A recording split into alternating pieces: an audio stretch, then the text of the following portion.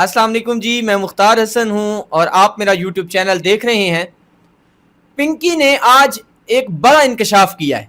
اور شاید میں یہ کہوں گا کہ عمران خان صاحب کے خلاف جو ایک گھناؤنی سازش ہے وہ پھر ایک دفعہ بے نقاب ہو گئی ہے۔ اور پنکی نے یہ دعویٰ کیا ہے کہ ان کو کہا جا رہا تھا کہ آپ بنی گالا سے ایک شخص کا نام لیں کہ وہ بھی میرا جو ہے وہ گاہک ہے۔ اسی کے ساتھ ساتھ پاکستان تحریک انصاف نے ایک کمر کس لی ہے اور انہوں نے بڑا فیصلہ کیا ہے کہ بھائی انف از انف، اب 48 گھنٹے جو ہے وہ بڑے اہم ہیں اور ان 48 گھنٹوں کے بعد پاکستان تحریک انصاف، تحریک تحفظ آئین پاکستان کیا کرنے جا رہی ہیں، یہ بھی ایک بڑا آج بڑی ڈیولپمنٹ ہوئی ہے، اس پر بھی بات کریں گے۔ اس کے علاوہ جو ہے نعیم حیدر پنجوتا صاحب نے بھی کہا ہے کہ اب ہم لوگ جو ہے وہ سوچ رہے ہیں کہ اڈیالہ جیل کے باہر ہم نے کیا کرنا ہے۔ اسی کے ساتھ ساتھ جو آئی ایم ایف ہے اس کی تقریباً 11 شرائط سامنے آئی ہیں جو انہوں نے مزید کہا ہے کہ بھئی آپ لوگ یہ کریں پاکستان کو، وہ بھی آپ لوگوں کے سامنے رکھیں گے۔ تو سب سے پہلے ہم شروع کرتے ہیں انمول پنکی۔ انمول پنکی کو آج 3 روزہ جو ریمانڈ تھا اس کا مکمل ہوا اور اس کو آج عدالت میں پیش کیا گیا۔ آپ نے پچھلے دفعہ ان کی پیشی بھی دیکھی تھی اور اس دفعہ بھی آپ نے شاید سوشل میڈیا پہ ویڈیوز دیکھی ہوں، آپ کو سائڈ پہ یہ ویڈیوز نظر بھی آئیں گی میری ویڈیو میں، کہ پچھلے دفعہ وہ 3-4 پولیس والے تھے اور پنکی صاحبہ بڑے روپ کے ساتھ آ رہی تھیں، نہ کوئی ہتھکڑیاں لگی ہوئی تھیں، نہ کوئی ان کو پولیس نے پکڑا ہوا تھا، اور انہوں نے جو ہے وہ ایک شرٹ پہنی ہوئی اور ایسے جس طرح وہ بدماش ہوتے ہیں وہ آئیں عدالت میں۔ اور اسی کے ساتھ جب یہ ویڈیوز وائرل ہوتی ہیں تو اس کے ساتھ آج اگر میں بات کروں ان کی پیشی کی تو ان کی پیشی کے اوپر کوئی کم از کم جو ہے وہ 300 سے 400 والے پولیس اہلکار ہوں گے، جس میں خواتین پولیس کی بھی نفری موجود تھی اور مرد حضرات بھی موجود تھے۔ اسی کے ساتھ ساتھ آج جب ان کو عدالت میں پیش کیا جا رہا تھا تو انہوں نے 3-4 باتیں کی اور بڑی اہم باتیں کی، اور اس کے اوپر انہوں نے کہا ہے کہ مجھ پر تشدد کیا گیا اور مجھ پر دباؤ یہ ڈالا گیا کہ آپ جو ہے وہ بنی گالا سے ایک شخص کا نام لیں، آپ کہیں کہ میں جو ہے وہ بنی گالا میں بھی ایک شخص کو جو ہے وہ یہ ڈرگز پرووائڈ کرتی رہی ہوں یا وہ میرے گاہک ہیں۔ میں یہاں پہ ایک بات سوچ رہا تھا کہ اگر حکومت کے پاس عدت کیس بنانے کے بعد بھی کچھ نہیں ملا، عائشہ گل علی کو لے کے آئے اس کے بعد بھی کچھ نہ ملا، ریحام خان کو لے کے آئے اس کے بعد بھی کچھ نہ ملا، عمران خان کی کردار کشی کی گئی اس پر بھی کچھ نہ ملا، تو اب جو ہے وہ ان کے پاس شاید یہ آخری حربہ تھا کہ وہ جو ہے وہ 2.5-3 سال عمران خان صاحب کو تقریباً 1000 دن جیل میں ہو گئے ہیں، گزار لیے ہیں، اس کے اوپر بھی اگر ان کو کچھ نہیں ملا اور کوئی کرپشن ثابت نہیں ہوئی تو اب ڈرگ کے ذریعے جو ہے پھر وہ ایک طرح سے بلیک میلنگ کریں گے یا پھر ایک طرف سے بیانیاں بنوائیں گے، اور وہ سارے صحافی جو کہ میں کہوں گا کہ حکومتی صحافی ہیں، وہ اگر یہ آج انکشاف نہ ہوتا، پنکی نہ بتاتی کہ ان کو کہا گیا کہ بنی گالا سے ایک شخص کا نام لیں، تو کل تک تو یہ ہیڈ لائن چھپنی تھی کہ پنکی کے بڑا انکشاف کر دیا، پنکی نے تو نام لے لیا۔ مطلب آج اگر یہ والا واقعہ نہ ہوتا اور پنکی بات نہ کرتی تو کل یہ جو ہمارے پنکی ہیں، جو حکومت کے پنکیز ہیں، وہ تو کل انہوں نے تو کوہرام مچا دینا تھا، انہوں نے تو کہنا تھا کہ بھائی یہ تو عمران خان صاحب کا نام آ رہا ہے اتنے بڑے سکینڈل میں، کیونکہ آج کل یہ سکینڈل سب سے بڑا جو ہے وہ سمجھا جا رہا ہے۔ اسی کے ساتھ ساتھ آج جو ہے وہ ان کی پیشی ہوئی، اب دیکھنا ہوگا کہ کیا عدالت فیصلہ کرتی ہے۔ اس کے ساتھ ساتھ آپ کو بتائیں کہ پاکستان تحریک انصاف نے اپنی پوری حکمت عملی بنا لی اور 48 گھنٹے جو ہے وہ باقی رہ گئے ہیں۔ 48 گھنٹوں کے بعد جو ہے وہ محمود اچکزئی صاحب کی جو ڈیڈ لائن دی ہوئی ہے وہ ختم ہو جائے گی۔ انہوں نے سوار کا دن کہا تھا اور آج جو ہے وہ ہفتے کا دن ہے، تو 48 گھنٹے کے بعد وہ ڈیڈ لائن ختم ہو جائے گی، اور اس کے بعد انہوں نے اب ایک بات تو محمود خان اچکزئی صاحب کو بھی سمجھ آ گئی ہے کہ میں جو جمہوریت ہر روز لگا کے رکھتا تھا کہ ہم لوگوں نے جمہوری لوگوں سے بات کرنی ہے، ہم لوگوں نے سیاستدانوں کے ساتھ بیٹھنا ہے، ہم لوگوں نے انہی سے کچھ حاصل کرنا ہے، انہی سے ہم نے مطالبات رکھنے اور انہی سے منوانے، لیکن جب سے وہ اپوزیشن لیڈر بنے ہیں اور اب تک شاید ان کو نظر آ گیا تھا کہ بھائی جس حکومت کے ساتھ میں بات کرنے کی کوشش کر رہا ہوں، جس حکومت کے ساتھ میں کوشش کر رہا ہوں کہ ہمارے معاملات ہو جائیں، جس حکومت کے ساتھ میں کوشش کر رہا ہوں کہ عمران خان صاحب کو کوئی میڈیکلی ریلیف مل جائے، ان کو ہسپتال شفٹ کر دیا جائے، ان کا علاج ہو سکے، ان کی فیملی کی ملاقاتیں ہو سکیں، ان کے پرسنل ڈاکٹرز کی ملاقاتیں ہو سکیں، اب وہ ان کو ممکن نظر نہیں آ رہا۔ ایک بات تو یہاں پہ آپ لوگوں کو ایک پہلے خبر صدیق جان صاحب نے دی تھی کہ سڈانہ ثناءاللہ سے جب ملاقات ہوئی تھی ان کی تو انہوں نے یہی کہا تھا کہ ہم آپ کی طاقتور حلقوں سے ملاقات کروا دیتے ہیں. انہوں نے آگے ایک رستہ دیا تھا, ایک اور دروازہ دکھایا تھا, لیکن اب شاید محمود خان اچکزئی صاحب کو بھی سمجھ آ گئی ہے کہ بھائی اب جو ہے وہ یہیں تک ہی گزارا ہو سکتا تھا, کیونکہ اس ٹائم جو سوشل میڈیا کا پریشر ہے, اس ٹائم جو پاکستان تحریک انصاف کے لیڈروں کے اوپر جو ہے وہ سوشل میڈیا کے اوپر ان کے ساتھ رویہ اختیار کیا جا رہا ہے, اور اس میں صرف ایک چیز ہے, اور وہ یہ ہے کہ یہ جو لیڈرز ہیں وہ کچھ بھی نہیں کر پا رہے, صرف اور صرف یہ کر لیں کہ وہ عمران خان صاحب کو اور ان کی اہلیہ کو ہسپتال شفٹ کروا دیں, عمران خان سے ان کے پرسنل ڈاکٹرز کی ملاقات کروا دیں, عمران خان سے ان کے فیملی کی ملاقات کروا دیں, تاکہ ایک جو کیوس پیدا ہوا ہے, جو ایک خوفناک صورتحال بنی ہوئی ہے کہ عمران خان صاحب کی آنکھ ضائع ہو گئی ہے, اس کے حوالے سے تقریباً قوم جو ہے اس کو کہیں نہ کہیں اعتماد میں لینا پڑے گا. اور اسی کے ساتھ ساتھ پچھلے منگل کو سہیل آفریدی صاحب نے جو ہے وہ ایک بڑا پلان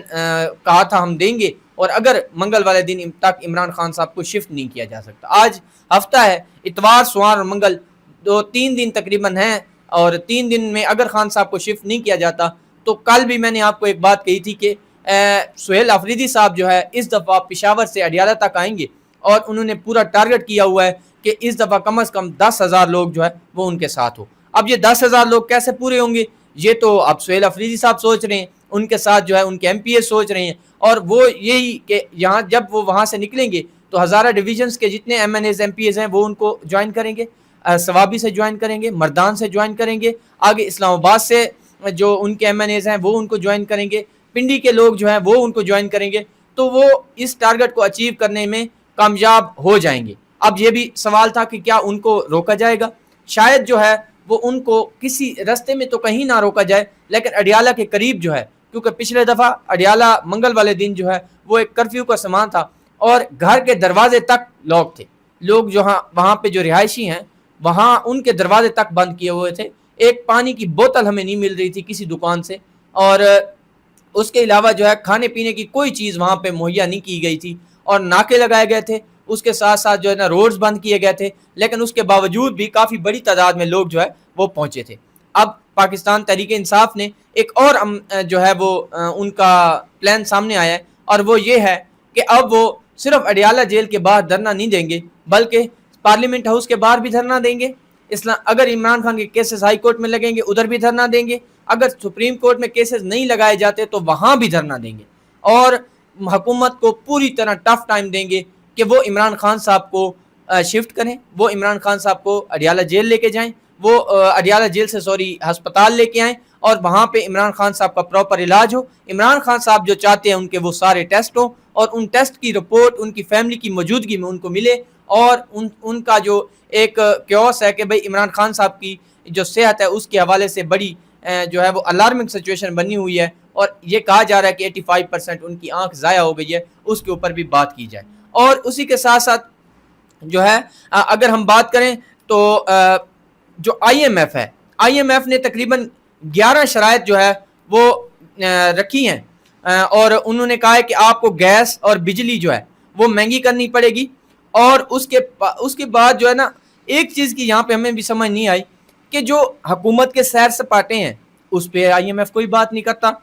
جو جہاز لیے جاتے ہیں اس پہ بھی آئی ایم ایف کو کوئی اعتراض نہیں ہے, جو بجٹ انکریز ہوا ہے 12%, ٹھیک ہے, اس کے اوپر بھی کوئی اعتراض نہیں ہے. اعتراض کہاں پہ آتا ہے کہ آپ نے بجلی مہنگی کرنی ہے, آپ نے عوام کو مزید جو ہے وہ مہنگائی کے سامنے کھڑا کرنا ہے, آپ نے عوام کی مزید چیخیں نکلوانی ہیں. اس کے ساتھ ساتھ جو ہے وہ ایسی تو کوئی شرط نہیں آئی کہ آپ جو ہے وزراء کی گاڑیاں بند کر دیں, ان کی گاڑیاں نہ لیں, گاڑیاں بھی لی جا رہی ہیں. اس کے ساتھ ساتھ جو ہے وہ جہاز بھی لیے جا رہے ہیں. اس کے ساتھ ساتھ جو ہے ٹک ٹاک کے اوپر بھی 10-12 ارب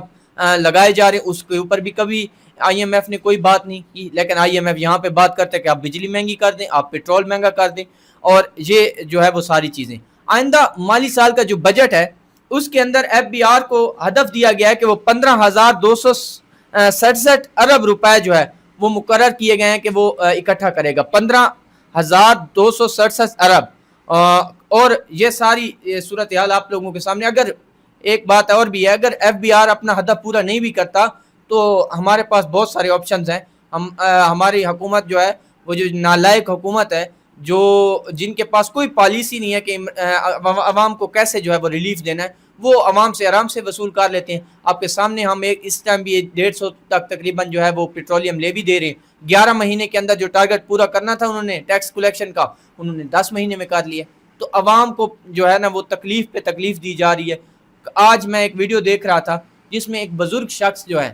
وہ رکشہ چلاتے ہیں اور وہ یہ کہہ رہے تھے کہ میں اپنے گھر سے جو ہے وہ پیاز کا مسالہ بنوا کے لے کے آیا ہوں اور میں نے 2 ٹائم اسی مسالے سے کھانا کھایا ہے، کہ میں پہلے 150 روپیہ 200 روپیہ لگا لیتا تھا اپنے اوپر، لیکن اب اتنی بھی گنجائش نہیں ہے کہ میں وہ لگا سکوں. اور کل کیونکہ 15 تاریخ تھی اور وہ کہتے ہیں ہم نے کرایہ دینا تھا 12 ہزار روپیہ، ہمارے پاس 1 روپیہ بھی نہیں ہے، ہم کہاں جائیں؟ ہم بچوں کو پالیں، ہم اسکولوں کی فیسیں ادا کریں، ہم مکانوں کا کرایہ دیں، ہم پیٹرول کو پورا کریں، ہم راشن کو پورا کریں. عوام مزید سے تنگ ہوتی جا رہی ہے. اور اسی کے ساتھ ساتھ جو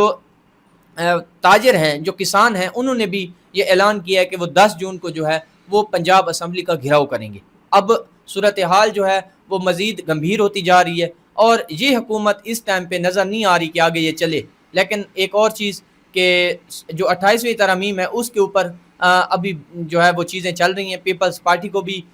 پھر انگیج کرنے کی کوشش کی گئی ہے. ان کو کہا، ابھی تک بلاول صاحب نے تو یہ کہا ہے کہ ہمیں نہیں بتایا گیا یا ہمیں انفارم نہیں کیا گیا یا ہم سے کوئی رابطہ نہیں کیا گیا کہ 28ویں ترمیم آ رہی ہے. لیکن اب کیونکہ چیزیں جب شروع ہو جاتی ہیں تو پھر جب ہمارے سرکاری صحافی یہ چیزیں شروع کر دیتے ہیں کہ 28ویں ترمیم آ رہی ہے تو مطلب اس کے پیچھے بہت بڑی کہانی ہوتی ہے اور وہ آ کے ہی رہتی ہے. تو اسی کے ساتھ ساتھ جو ہے وہ پنجاب حکومت کی جو کارکردگی ہے اس کو بھی آپ کو بخوبی آگاہ ہیں. ستھرا پنجاب کے اندر جو ہے وہ اربوں روپے کی کرپشن سامنے آئی ہے. یہ ستھرا پنجاب ہمارے لیے تو وبال جان بن گیا ہے. اس کے ساتھ ساتھ کوئی چیز ایسی نہیں ہے، کوئی ایسا محکمہ نہیں ہے جہاں سے یہ ہو کہ کوئی خیر کی خبر ہو. اور اسی کے ساتھ ساتھ نعیم الرحمان صاحب جو ہیں، حافظ نعیم الرحمان، انہوں نے کل جلسہ کیا اور اس میں انہوں نے مریم نواز صاحبہ کو شدید تنقید کا نشانہ بنایا اور انہوں نے کہا جب آپ اسکولوں کو پرائیویٹائز کر رہی ہیں، جب آپ اسکولوں کو ختم کر رہی ہیں تو پھر آپ یہ پڑھا لکھا پنجاب والا نعرہ کیوں لگاتی ہیں؟ اس کے ساتھ وہ کہتے ہیں کہ اگر اب عوام نکل آئی تو آپ لوگوں کو روکنا مشکل ہو جائے گا. اور آپ لوگ کو شہباز شریف صاحب کو تو انہوں نے کلیئرلی یہ پیغام دیا ہے کہ جو حسینہ واجد صاحبہ تھی ان کو تو ایئر لفٹ مل گئی تھی، شاید آپ کو وہ بھی نہ مل سکے. اور عوام جو ہے وہ دن بدن پریشان ہے. اور یہ واحد ٹائم ہے جب ساؤتھ پنجاب کی اگر ہم بات کریں، سرائکی جو پورا ہمارا بیلٹ ہے اس سے بھی آوازیں اٹھنا شروع ہو گئی ہیں اور لوگ جو ہے اب سریعام جو ہے وہ اس حکومت کو اور شہباز شریف کو گالیاں دینے لگ گئے ہیں. اور یہ شاید ہارون الرشید صاحب کہتے ہیں کہ پہلی دفعہ ہوا ہے کہ ساؤتھ کے لوگ جو ہے وہ کھڑا ہونا شروع ہوئے ہیں. اگر وہاں سے کوئی بڑی موومنٹ کا آغاز ہو گیا اور یہاں سے جو مہنگائی ہے دن بدن، اور کوئی بھی ایک معاملہ نہیں ہے ایسا جس کے اوپر عوام جو ہے وہ باہر نکل سکے، لیکن جو ابھی صورتحال ہے پیٹرول پرائسز کی، جو مہنگائی کی صورتحال ہے اس کے اوپر تو بالکل وہ عوام جو ہے اب تنگ آ چکی ہے اور وہ کہتے ہیں تنگ آمد بجنگ آمد. تو اب دیکھنا ہوگا کیا صورتحال بنتی ہے. جو بھی نئی صورتحال بنے گی وہ آپ لوگوں کے ساتھ شیئر کریں گے. ہمیں اپنی دعاؤں میں یاد رکھیے گا. اجازت دیں. اللہ حافظ.